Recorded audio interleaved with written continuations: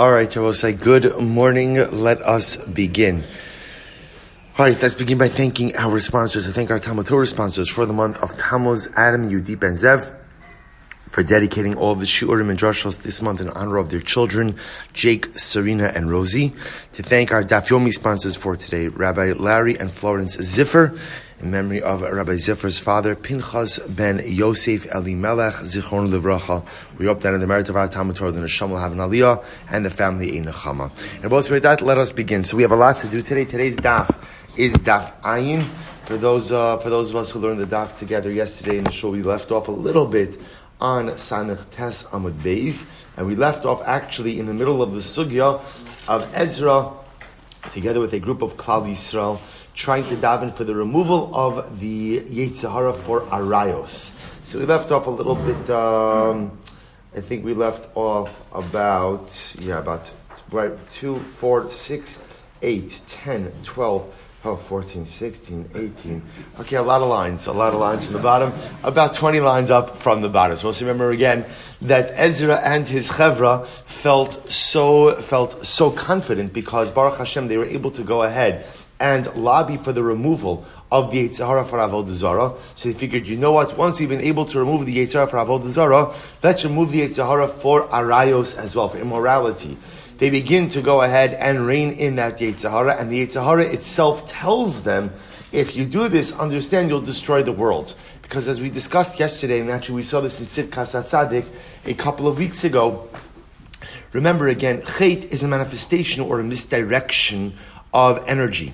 Energy by itself is not good, it's not bad, it just is. The shaila in life is how you choose ultimately to use it. So the Yetzer Hara for Arayos ultimately again comes from an energy, a koach of passion. A person could choose to misdirect it in all the wrong ways, but lamaisa, if channeled directly, it also allows for procreation, it also allows for the continuity of mankind, it also allows for the world to continue to exist. So the Yetzer Hara warns Ezra and this chevra, if you get rid of me, you're not only going to remove the immorality aspect, but you're going to remove even the most basic desire for procreation. And in fact, the Gemara says what occurred. They looked throughout all of Eretz Yisrael and they could not find a chicken which was laying an egg. So therefore, again, they're in this difficulty. So the Gemara says, Amri, Heichi Navid, what should we do? So the Gemara says, Heichi Navid, Naktale Kal Ya'alma. If we go ahead and eradicate this Yetzer Hara in totality, the world will cease to exist. This is very interesting. So then the next option is, well, let's ask HaKadosh Baruch Hu just to remove part of this Yetzer Hara. Part of this Yetzer Hara.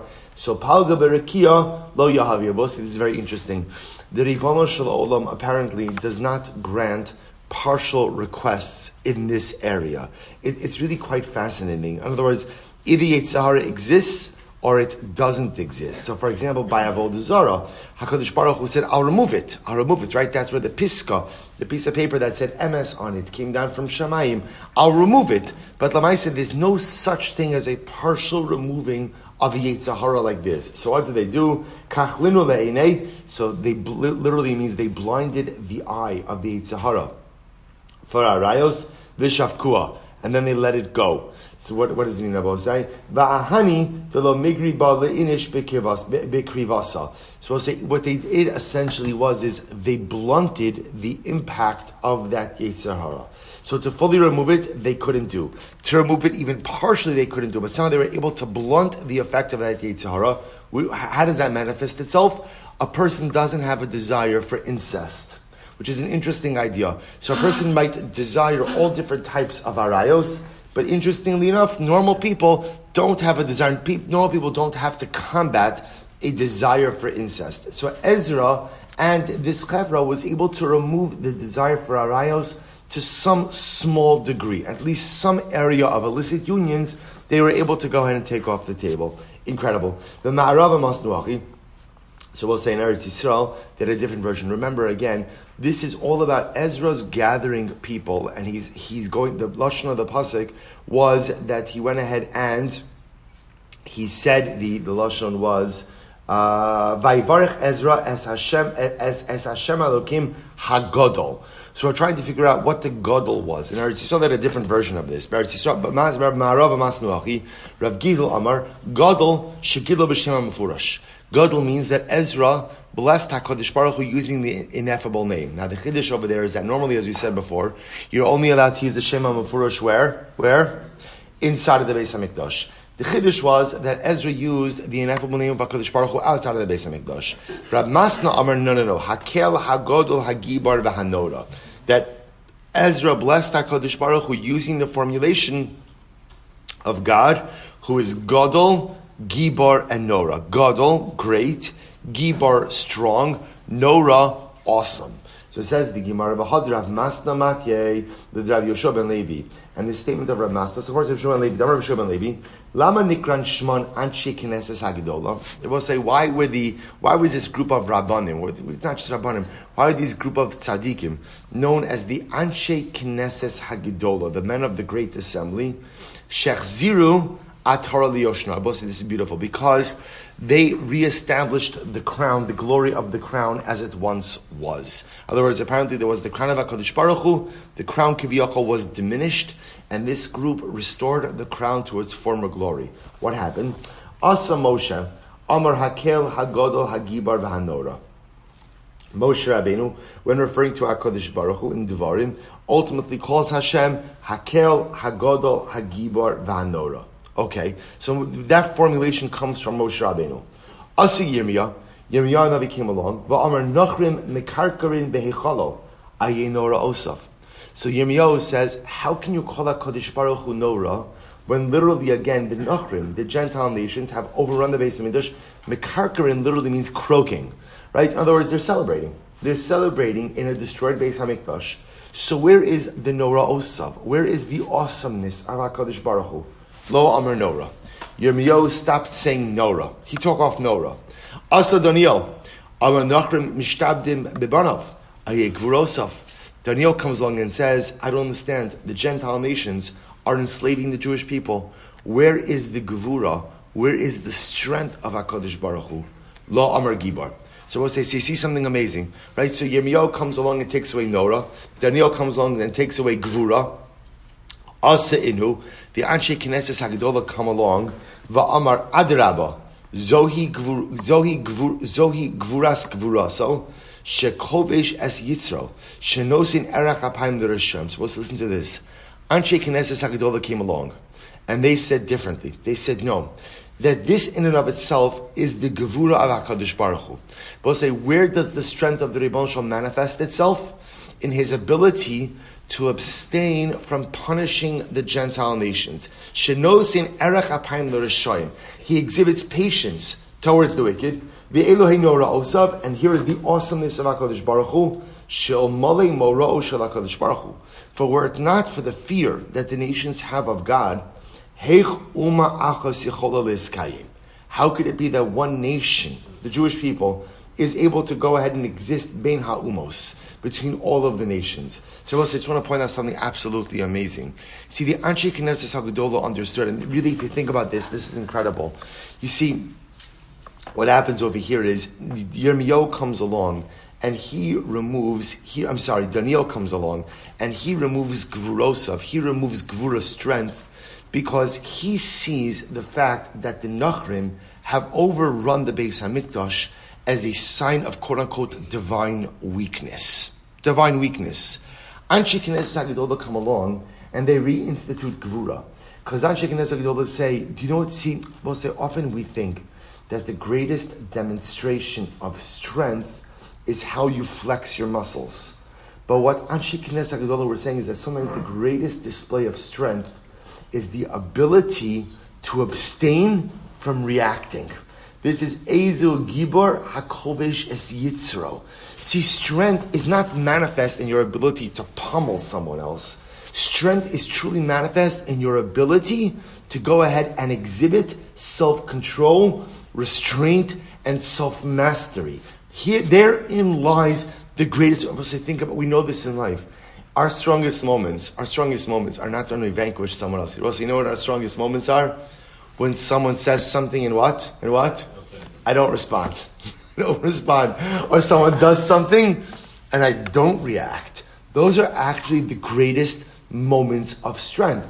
So Anshe Knesset Gedolah come along and say, Yirmiyahu, Daniel, you're wrong. You're wrong. You're looking at all of these things as signs of divine weakness. But the fact that HaKadosh Baruch Hu could exhibit restraint in the face of those who are ultimately trampling over his kavod, therein lies the greatest form of divine strength. I'm also saying, our mandate is v'halachta b'drachav, to emulate the Ribono Shel Olam. And if HaKadosh Baruch Hu's strength is most manifest in his divine self-control, even when he is hurt, and even when he is maligned, and even when he is mistreated, he kiviyachol holds his divine tongue. He does not react.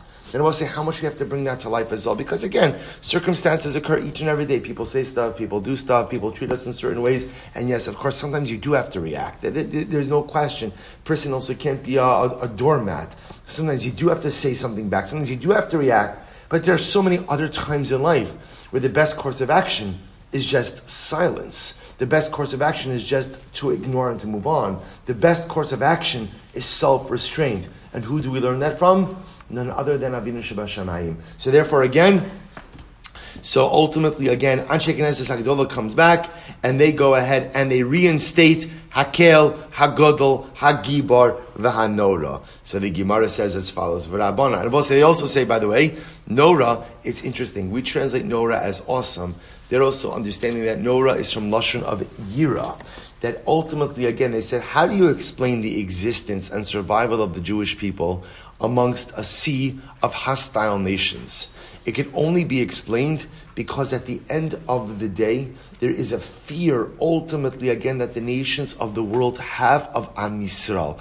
It's not a conscious fear. It's almost a subconscious fear. And where does that fear come from? It must come from HaKadosh Baruch Hu. Anshe Knesset HaGedolah reinstated all of the praise that Daniel and Yirmiyahu had peeled off. But Abanon, Hechi Avdiaki, Va'akri Takanta, the Takin Moshe. So now the Gemara asks a more basic shaila. If Moshe Rabbeinu instituted the verbiage of Hakel, Hagodol, Hagibar, V'Hanora, how do Yirmiyahu and Daniel begin to peel away some of these things? After all, again, if Moshe instituted it, what right do they have to go ahead and change it around? To which the Gemara says, Rabbi Elazar, this is beautiful. Mitoch sheyodin ba'HaKadosh Baruch Hu, sha'amitihu, lefichach lo kizbubo.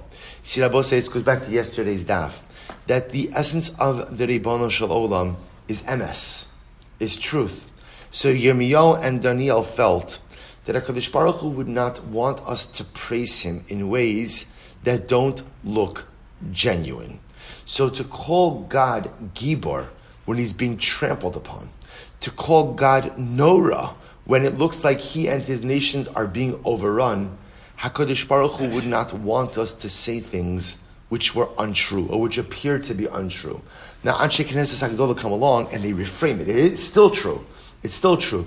You just have to understand those attributes in a different way. Which I will say, if you think about this, it's such an incredible yisod. See, the essence of HaKadosh Baruch Hu is emes, which is why, by the way, that HaKadosh Baruch Hu does not expect perfection from us. This is an incredible yisod. HaKadosh Baruch Hu does not expect us to be perfect. What does he expect of us? This is incredible. What does he expect of us? To be genuine. That's all. I can make mistakes, which I do each and every day. HaKadosh Baruch Hu says, just be a genuine person. Don't be fake. Don't be fake. That's what the HaKadosh Baruch Hu can't deal with. That's why, what's the entire essence of tshuva? The entire essence of tshuva is just to be genuine. Chatasi, avisi, pashati, asisi kach v'kach. I did it, right? The Rambam says, Hilchos Tshuva. Asisi kach v'kach, vari boshti, unichamti b'masai, uli olam eini chozula davar zeh. Just be genuine.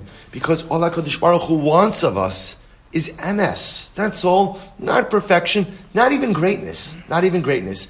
Just genuinity. It's a new word, just invented in the English language right now. Right? Just genuinity. Just ultimately, again, to be a genuine person, because that is the midah of the Ribono Shel Olam. Quite incredible. The Gemara goes weiter. The Kari Archimos Rachbas. So we'll say now we go weiter. So the Gemara says, and the Kohen Gadol does these kriyos all the Kriyas Torah, ultimately again from Achrei Mos and Achba Asar Parshas Semar, or Mini, Medalgim and Avim Medalgim B'Torah. So we'll say, but one second, the Gemara over here quotes the Gemara Maseches Megillah, that you're allowed to skip around in the scroll of Nevi'im, but you're not allowed to skip around in Torah. So how are they skipping around over here on Yom Kippur? Lo kasha, kam b'chtei yafsik hatorgaman, kam b'chtei shelo yafsik hatorgaman. So we'll say the halacha is you could skip around as long as what?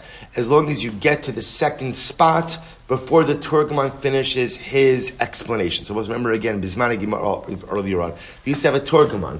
So the job of the Turgaman was the Balkori would go ahead and read the Pasuk or read Psukim, and the Turgaman would then go ahead and explain it so that it was understandable by the general masses. So the Gemara seems to indicate over here that Allah Chalamayse, you could jump around, you could skip around, but you can't essentially have a pause. You can't have a lapse. So therefore, again, you could skip, but you have to get to the second spot before the Turgaman finishes his translation. I've halakatani medalgim b'navi medalgim b'torah.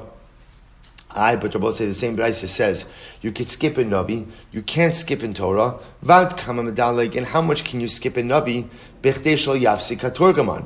So Rabbi say it sounds like that's a din in Navi. Habatorah klal lo. Sounds like you're not allowed to skip around in Torah at all. But in Yom Kippur, the Kohen Gadol is clearly skipping from Vayikra to Bamidbar. So the Gemara says, Amra Abaye lo kasha kan b'inyan echad kan b'shnei inyanin. It's not a problem. You're allowed to skip in Torah as long as what? As long as what? You are going ultimately, you're staying in the same topic. You're staying in the same topic. So therefore, again, the Kohen Gadol could skip around on Yom Kippur because, again, he's going from one Yom Kippur Kriya to a second Yom Kippur Kriya, right? Ultimately, again, the part that details the Avodah to the part that details the Karbanos. In Navi, interestingly enough, you could skip as much as you want, even in different topics, as long as what? You get to your second destination, Navi, before the Turgaman finishes his translation. I Vatani, we learned, and I will say support this idea. You could skip around in Torah as long as you're staying on topic. And Navi, you could skip even in different topics. V'kan, b'chtei shelo yafsik haTurgaman. So I will say the halacha when it comes always to skipping is that essentially there can't be tircha de tzibura. You can't go ahead and create a sense of, what's the word? Tircha de tzibura. A what? A schlep, right? That's the technical term, right? You can't go ahead and schlep out davening, right? You can't go ahead and create an inconvenience for the tzibur by essentially creating an unnecessary pause. What the Gemara is suggesting over here is as follows. You could skip in Torah, you could skip in Navi.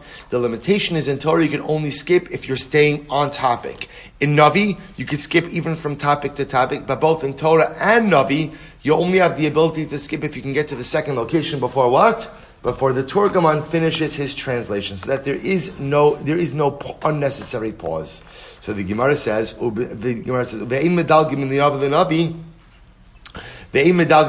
however, you cannot skip from one Navi to another Navi. So in other words, you can't go from, Shoftim to Shmuel Aleph. That you can't do. However, the exception to this is Trei Asar. Trei Asar, both in the eyes of Chazal, is considered to be one book of Nevi'im. So you can go from one Navi to another Navi in Trei Asar. Ayin Amud Aleph. Let's say, okay, good. With one exception, you can't go from the beginning of Trei Asar, ultimately, I should say differently, I'm sorry. You can't go from the end of Trei Asar to the beginning of Trei Asar. So interestingly enough, you can skip in Trei Asar even from the beginning to the end, but you can't go from the end to the beginning. Good. The Golel Sefer Torah. So we'll say, then Kohen Gadol rolls up the Sefer Torah and he says, more, right? Yoser, more than what I have read to you is written in this scroll. V'kol kach lama, kadesh lahotzilaz al Sefer Torah. Because let's remember again, there are going to be certain sections that the Kohen Gadol is reading Baal Peh. So you are concerned, we don't want it to be that Chas v'Shalom people think that the reason the Kohen Gadol is reading this Baal Peh is why? Because it's not written in the scroll. So therefore he rolls it up, he holds it and he says, by the way, everything I'm telling you is written in this scroll. Some of it I read inside, some of it we're doing outside. So we'll say again, the section in Chumash Bamidbar, he goes and he reads Baal Peh, Amai, Niglal v'nikri. I don't understand. Why do you have to read it Baal Peh? You're already in Chumash Vayikra. Just go ahead and roll it to Bamidbar and read this additional section about Asar L'Chodesh from the Torah. Rav Huna Rav Yoshua, Rav Sheshes, Lefi Shein Gola Sefer Torah B'Tzibor Mipnei Kavod Tzibor. Both say this is very interesting. We don't roll the Torah B'Tzibor out of Kavod Tzibor. Both say there is a din Kavod Tzibor. It's all the same idea. The Kavod Tzibor means creating an unnecessary delay. So out Kavod Tzibor, we do not roll Sifrei Torah. We do not roll Sifrei Torah during davening. So which again, the Gabbaim are usually very makpid on this. Right? That again, you roll the Sefer before davening. You don't roll the Sefer during davening itself. Out Kavod Tzibor. So the problem is, if the Kohen Gadol is going to go from Vayikra to Bamidbar, that's going to necessitate ultimately rolling the Sefer Torah B'Tzibor. We don't do that. And therefore, again, he reads what he reads from Vayikra, rolls it up, holds it, says there's more than what I've read to you is written in here, and reads a section in Bamidbar Baal Peh. So I don't know why don't you just bring a second Sefer Torah. Take out two Sefer Torah.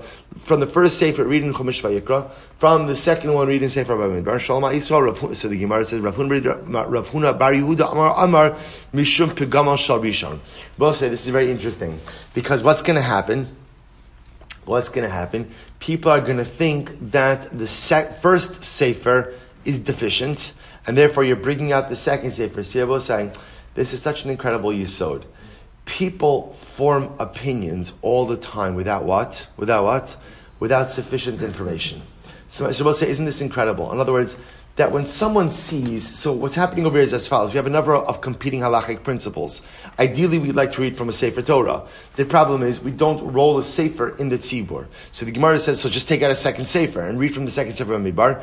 Someone's going to see that, and someone might not know the halacha that you don't roll the Sefer b'Tzibur. So they're going to therefore assume that what? Why are you taking out the second Sefer? Why are you taking it out?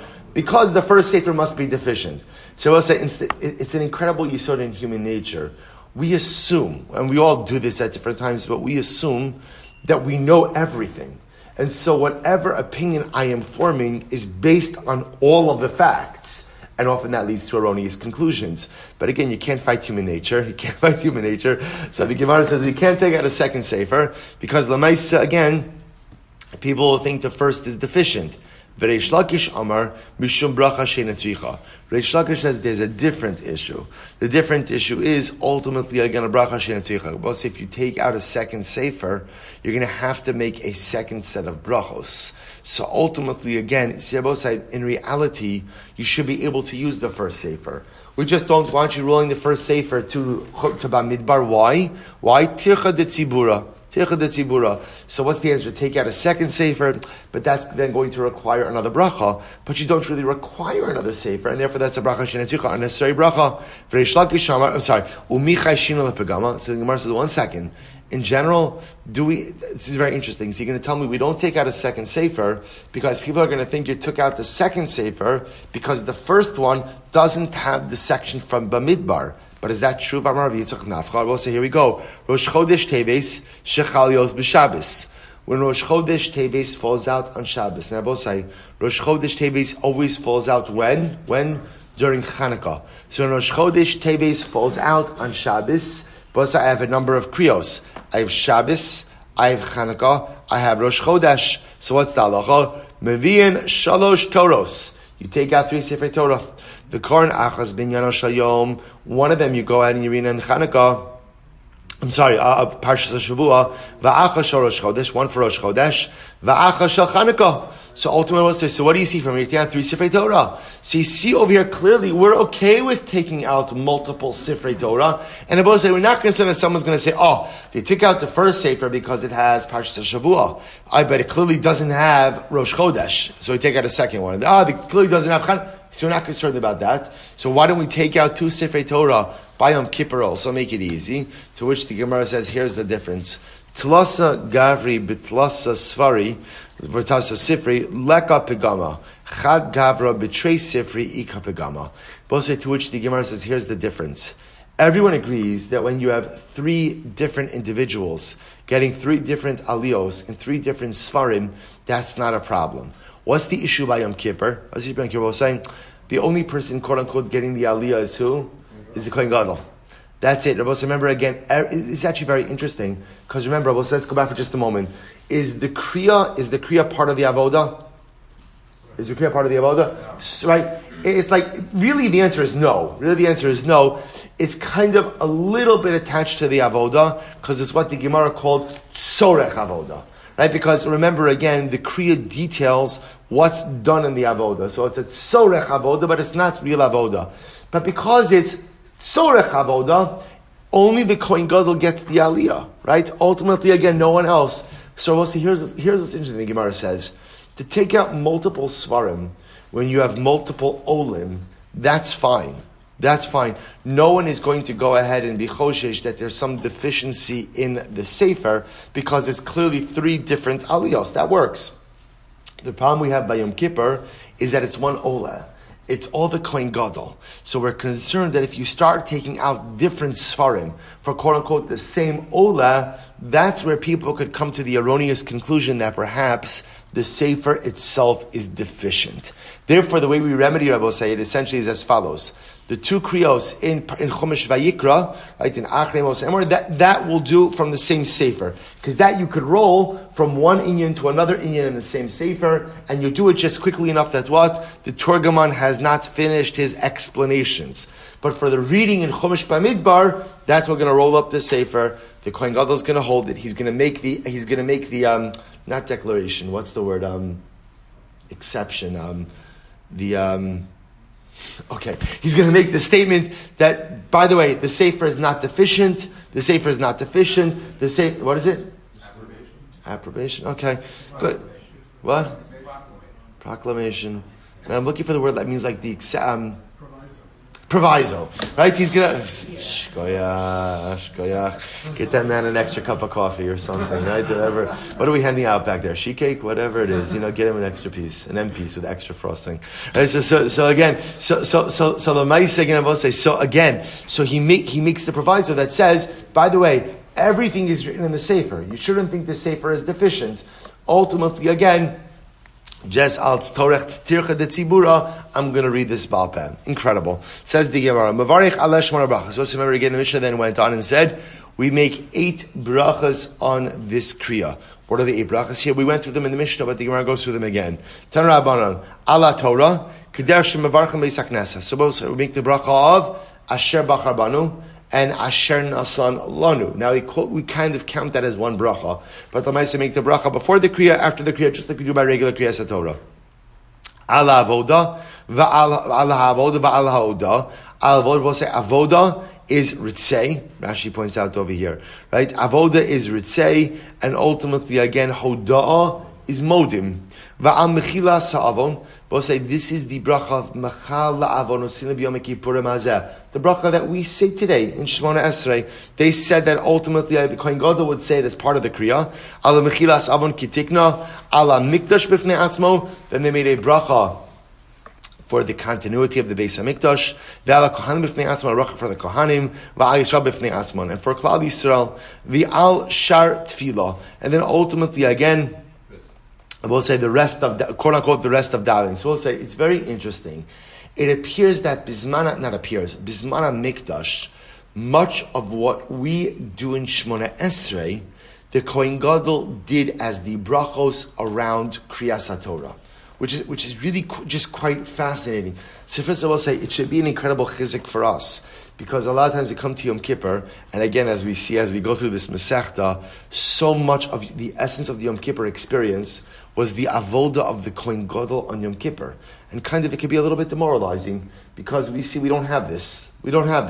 But yet we do have it. We just have it in different forms. Right? So many of the brachas that were part of the Kohen Gadol's Kriyas HaTorah become part of our tefillah. Tan Rabbanan. We'll say first wide line. Tan Rabbanan ushara tefillah rina tchina bakasha milfanech al amcha yisrael shetzichin libashea. So we'll say again, the rest of the two, if you take a look at Rashi, Rashi says, Tan Rabbanan shara tefillah hashnei b'mishnah kachi rina tchina bakasha milfanech al amcha yisrael shetzichin libashea. So ultimately, again, the Kohen Gadol had a beautiful formulated tefillah.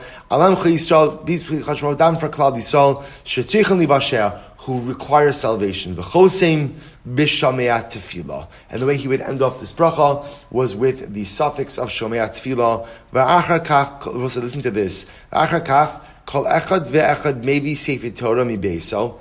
Every person would bring his sefer Torah from home. Those will say, now, it sounds like they're bringing it now. In fact, we'll say they weren't bringing it now. Remember again, they were bringing their Sefer Torah already from Erev Yom Tov. Because remember again, Yom Kippur, like Shabbos, has an Isser Hotzah, right? Unlike other Yomim Tovim, where one is permitted to go ahead and carry, Lamaisa Yom Kippur is like Shabbos, as an Isser Hotzah. So what it means is, those who had Sefer Torah would bring their Sefer Torah already from before Yom Kippur, the Korebo, and they would then go ahead and read in their Sefer Torah, Kedei laharos chazuso l'rabim, in order to show the beauty of their Sefer Torah to others. Look at Rashi.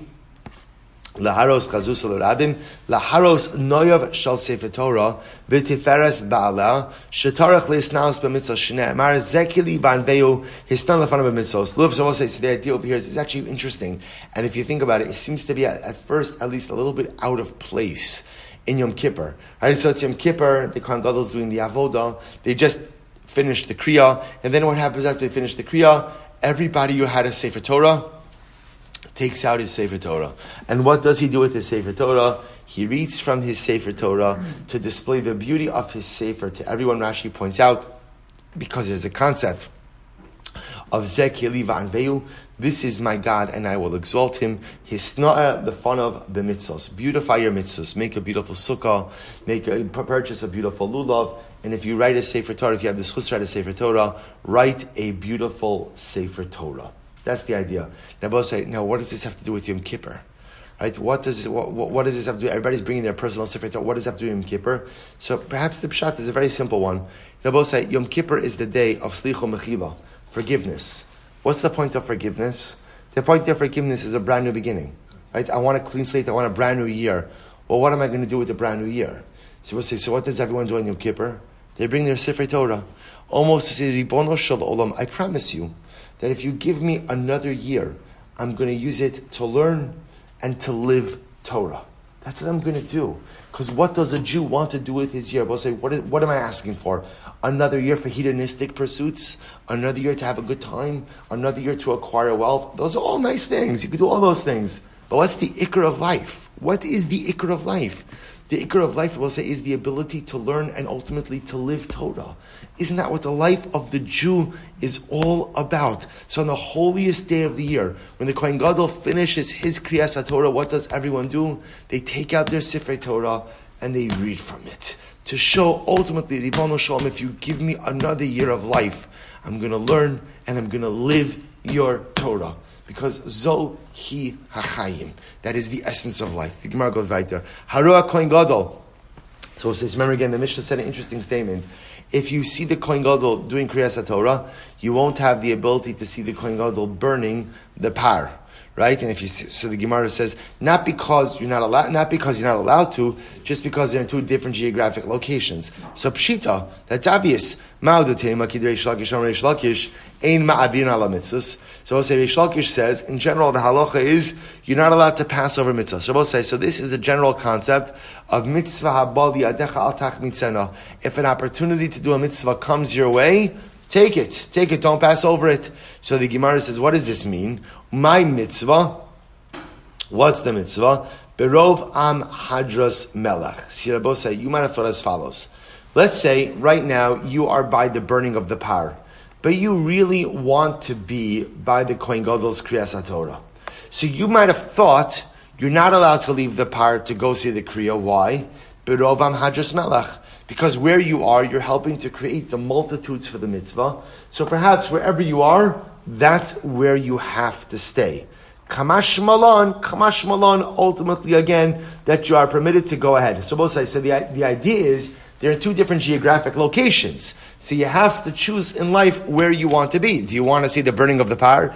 Do you want to go ahead and see the reading of the Kriyas HaTorah? And again, you might have thought that wherever you are, that's where you have to stay. You can't move. Now, why would you think that? Because you are helping to create a multitude wherever you are. Kamash Malan, you could be wherever you choose to be. Just understand what? That Allah Lamaisa, you could only be in one location. So we'll say two incredible life lessons. Lesson number one is you can't answer every chasna, as we spoke about a couple of days ago. Right? In life, you have to make a decision what you want to do, where you want to be, and you can't do everything and you can't be everything. And understand that whenever you choose A, you give up B. That's the way it works. You want to see the burning of the par, you're not going to see the Kriyas HaTorah. You want to see the Kriyas HaTorah, you're not going to go ahead and see the burning of the par. Because in life, whenever you choose what you want, understand that you are giving something else up. And therefore, choose wisely. Because whatever you choose, by definition, entails sacrifice. Rabbi Yossi also teaches us something else. Just because you made a decision now, doesn't mean you can't reverse that decision later on. Meaning that if you chose to be by the burning of the par, and then what? And then you say to yourself, oh, I really want to see the Kriyas HaTorah of the Kohen Gadol. Do you have the right to leave and go to the Kriya? Absolutely. You may not make it in time, but Lamaisa, you have every right to go ahead and do that. Tirabo says sometimes in life we make decisions and we assume that those decisions are irreversible and unchangeable. And therefore we feel locked in to certain life decisions we have made. And we think there's no recourse. There's no ability to change. But it's not true. What is true is when you make a decision and you choose the para, you're giving up the kriya. You choose the kriya, you're giving up the par. Whenever you make a decision in life, whatever you choose, you're sacrificing something else. But when you make a decision, sometimes in life you realize, I didn't make the right decision. Or, I made the decision that was right then, but it's not good for me now. It's never too late to engage in course-correcting activity. You could always make the decision to change your life around. You might have thought that once you make the decision, Barovam Hadris Melech, you're locked in. Kamash Bolon, if you want to move from location A to location B, you have the ability to do that. The ability to change and the ability to move myself from one place to another is always an option I possess. Incredible. I will say right during the Mishnah. We'll say now we're going to get, for the rest of the daf today, we're going to get a bit more into some of the technical issues regarding the sacrificials, regarding the karbanos. Here we go. Im bebigdei butz koreh, if the Kohen Gadol was doing the Kriyas HaTorah in the linen garments, right? So remember again, for the Kriya, he has the right to either wear big day kahuna or his own clothing. So for argument's sake, let's assume that he was continuing to wear the big day kahuna. And the big day butz koreh, kiddush yadav v'raglov, he would sanctify his hands and feet, meaning he would wash his hands and feet. Pashat yarad v'taval, he would go ahead and he disrobe, get undressed, go down to the mikvah. Olav and Estape come up and get dried off. Be'avila big day zav. And the Bible said then they would bring him the golden clothing. So remember, he's finished the kriya, goes to the mikvah, comes up, dries off, puts on the gold clothing. The kiddush yadav v'raglov, and then he would once again sanctify his hands and feet. The yatsa v'asas elaves elam. He now goes out to do the ayil, the ram offering. I will say there are two ayils. His ayil, right? His ram, and the communal ram. Ves shivas kvasim timimim b'nei shana d'Reb Elazar. And I will say furthermore, now he would also offer up the 7 sheep, the 7 lambs. 7 lambs. These are Rabbi Elazar. So we'll say, these are Rabbi Elazar. Rabbi Akiva says, no, in Talmud Shel Shachar, how you crave him. We'll say Rabbi Akiva argues, and he says that the 7 lambs were actually offered up earlier in the morning, together with the Talmud Shel Shachar, the morning Talmud. Upara Ola, and he would offer up the par, Visar Hanasa B'chutz, and the sar that was done outside. How you crave them Talmud Shel Bein Abayim. These were offered up, this is Rabbi Akiva Shita, according to Rabbi Akiva, the para Ola, and the sar that was done B'chutz, this ultimately again was offered up with the Talmud Shel Bein Harabayim. Good. Kiddush Yadav V'Raglov. He goes. So we'll say this is the machlokes between Rabbi Eliezer and Rabbi Akiva. Ultimately, again, when were the 7 lambs offered up? So what happens? Now we go weiter. Says the Gemara. Good. Kiddush Yadav V'Raglov. He now sanctifies his hands and feet. Pashat undresses. Yarad V'Tavel goes to the mikveh again. Olav in his stamp, he comes up, he dries off. Hevilo Big Day Lavan. Now they bring him once again the white clothing. So I will say the kidei shadav raglov. He goes ahead. Remember again, I will say the process always is the way we paskin is that halacha lamaisa. When you disrobe, you go to the mikvah. Come up, get right, dry off, get dressed, sanctify hands and feet. Remember again, we actually paskin their sanctification 2 times, right? Before you undress, there's kiddush yadayim v'raglayim. Undress, mikvah, dress, kiddush yadayim v'raglayim.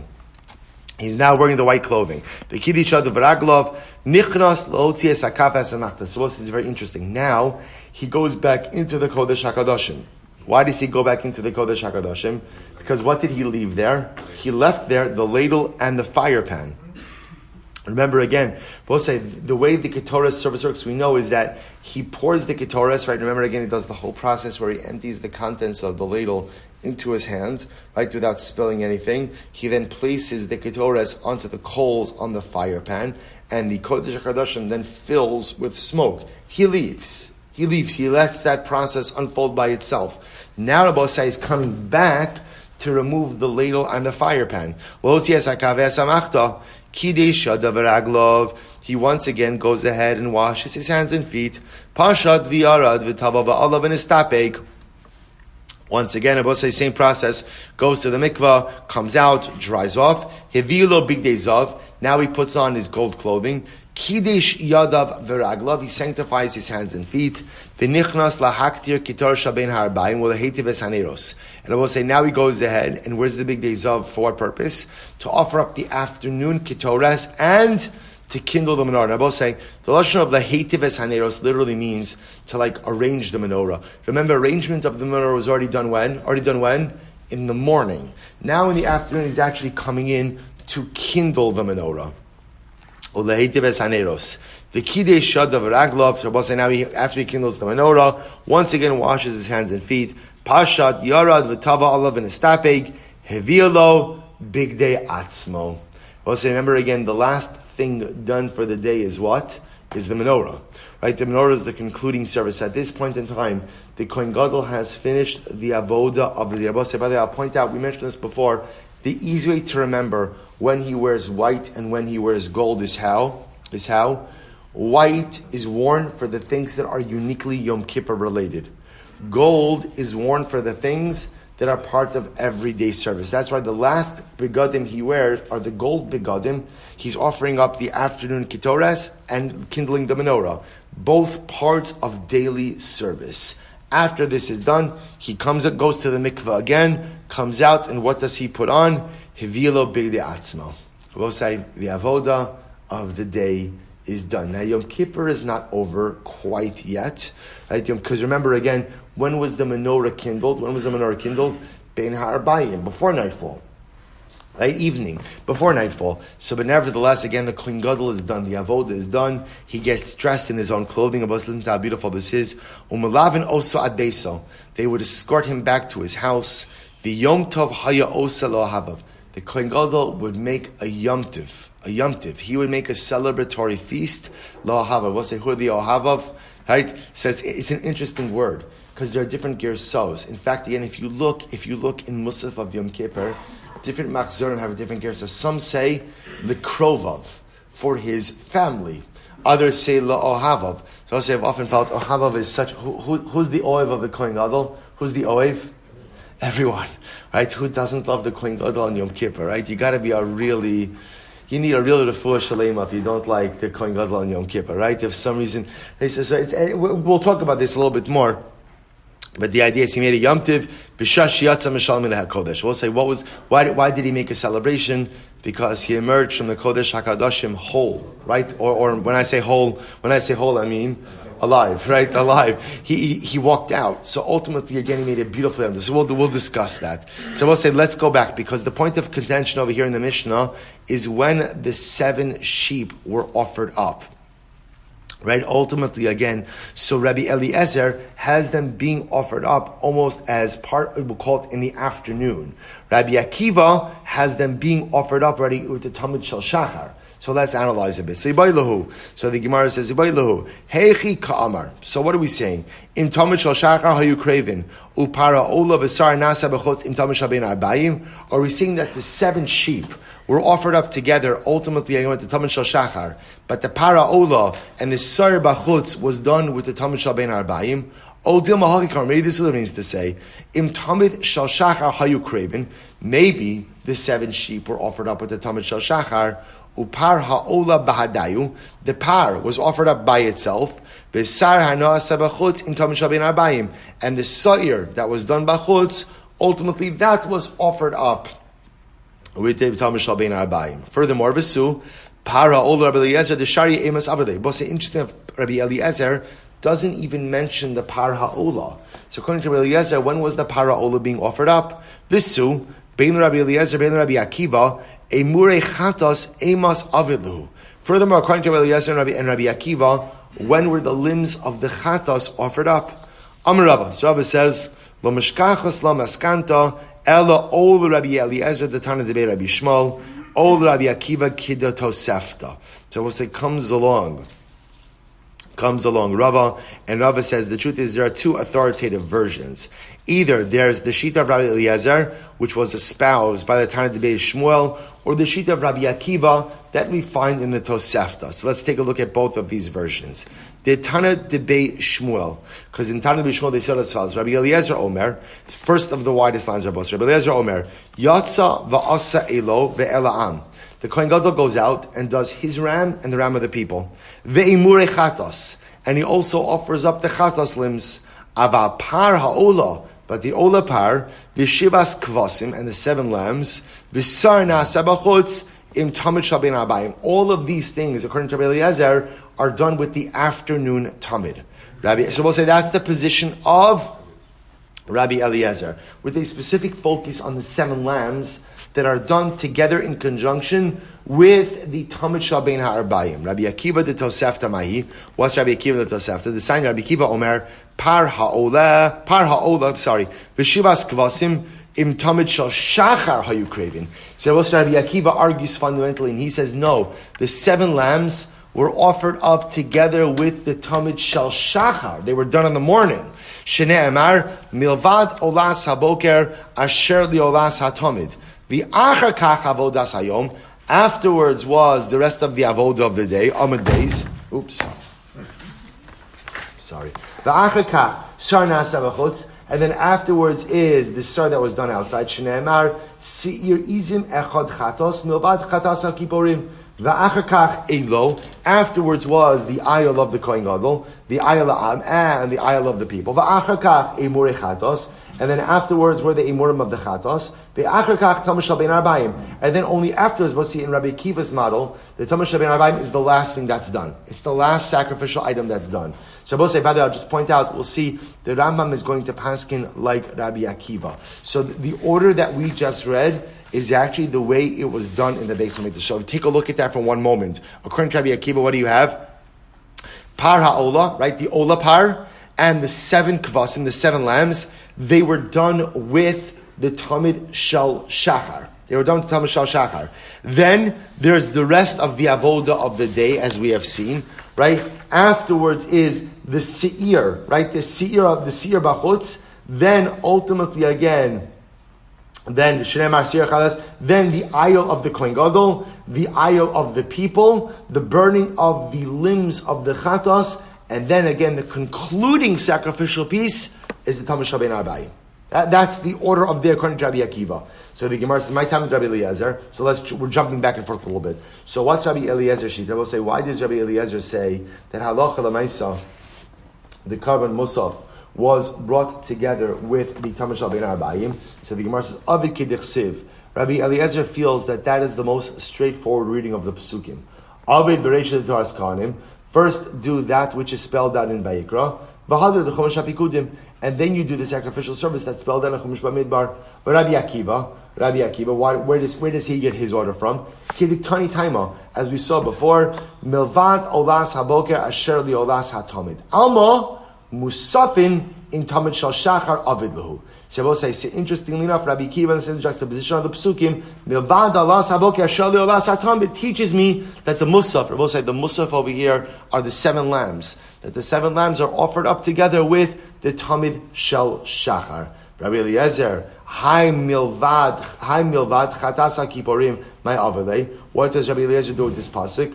Homi Baile, Amashe Zemechaper. To teach us, Rabbi say that the Karbanos are Mechaper for the same things. Now, if you look at Rashi over here, Rashi right across. Alma shezem mechaper mastizim the berakam the shvuas darish lehachi va'al sheyish ba'yediyah. So we're not going to get into this now, but the point over here is there are different. These karbanos, many of these karbanos are mechaper for tumah, inadvertent tumah in the mikdash. There are different forms of inadvertent tumah in the mikdash. There's what's called yesh ba yediyah betchila ve'ein ba yediyah besof. Ein ba yediyah betchila ve'yesh ba yediyah besof. In other words, tumah that occurs where I have moments of cognition, moments where I know what I have done, but then have a lapse of awareness. Rabbi Eliezer understands it to teach me that all of these karbanos are mechaber for all the same types of tumah. Rabbi Yehuda Omer Mishmo. Rabbi Yehuda says, Echad karav im tamid shal shachar, v'shisha im tamid shal bein ha'mayim. So we'll say now a new shita. Rabbi Yehuda says the name of Rabbi Eliezer, that what? The way the 6 lambs are actually broken up is as follows. I'm sorry, the 7 lambs I should say. You have 1 offered up with the tamid shal shachar, and 6 offered up with the tamid shal bein ha'bayim. Rabbi Elazar, Rabbi Shimon Omer Mishmo. No, Rabbi Elazar, Rabbi Shimon says in his name, Shisha krevim tamid shal shachar, ve'echad and tamid shal bein ha'bayim. 6 are offered up with the tamid shal shachar, 1 offered up with the tamid shal bein ha'bayim. My time of the Rabbanon. What's logic of the Rabbanon? Trei kroi ksivi. It says 2 psukim. Ksiv milvad Allah saboker. It says ultimately milvad Allah saboker. In addition to the ola of the morning, we'll say the Allah saboker refers to tamid shal bein shal shachar. In addition to tamid shal shachar, ksiv v'yatza v'asa es olaso. It says he will go out and do his ola. Hilchach avid minaya hacha u'minachar. So the Rabbanan will say the pasuk seems to indicate that some of the kvasim are offered up in the morning and some of them are offered up in the afternoon. Therefore, again, 1 is going to be done in the morning, 6 in the afternoon. So the Gemara says, "B'may kamif." What are they arguing about? Rabbi Yehuda savar avid chad kedichsev milvad Allah saboker. Rabbi Yehuda will say like this: perform 1 of the seirim in the morning with the tamid shal shachar, v'hadar avid avodas hayom, and then go ahead and do the rest of the avodah of the day, meaning the avodah of Yom Kippur. Dilma chalish kohen gadol, because we're concerned that maybe the kohen gadol will get weakened and fail to perform the avodah of the day, which of course will be problematic. But Elazar Rabbi Shimon sabar no, kevan da aschil avad shisha. But Elazar Rabbi Shimon say once you already started, perform 6. Dilma pasha, because perhaps he will be negligent in finishing off the rest. Because we're not concerned that the Kohen Gadol is going to become negligent with the avodah of Yom Kippur. Why? Because for the avodah of Yom Kippur, he is Zoris. The Chuli Alma, Mias Chad Ayilhu. So we'll say, interestingly enough, everyone agrees, according to this, that there is only 1 communal ayil that's offered up, 1 communal ram. Kiman Kerebi. This saying Rebbe Omer, Ayil Echad HaOmer Kan, Hua Omer B'chum Meshabikudim. We'll say, Rebbe says, even though the ayil is mentioned twice, once in Vayikra, once in Bamidbar, it's the same ayil. There's only 1 communal ayil. Rabbi Shimon Omer Shnei Elim Hein. Rabbi Shimon says, no, there are actually 2 communal rams that are offered up. One mentioned in Vayikra, one mentioned in Bamidbar. There are 2 different ayils. My time of the Rebbe, what's Rebbe's logic? Echad.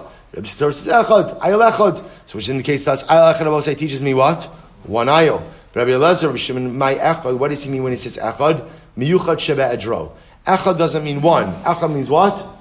The best. The best. That when bringing an ayil, you must bring the best from the flock. Rebbe learns that out ultimately again from mivchar nidarecha. The pasuk says explicitly the best of your nidarecha. Rabbi Elazar, Rabbi Shimon, chad b'chol v'chad b'nedava. Rabbi Shimon will say, no. One is to teach you that you must bring the best when it's an obligatory offering, and ultimately you must bring the best when it is a voluntary offering, utsrichi. And Abba say you need to teach this halacha both by obligatory offerings as well as by voluntary offerings, utsrichi. Look at Rashi, utsrichi. Sheyesh das note lomar nidava muvchares kidei shitiyeh mekubelas baratzon.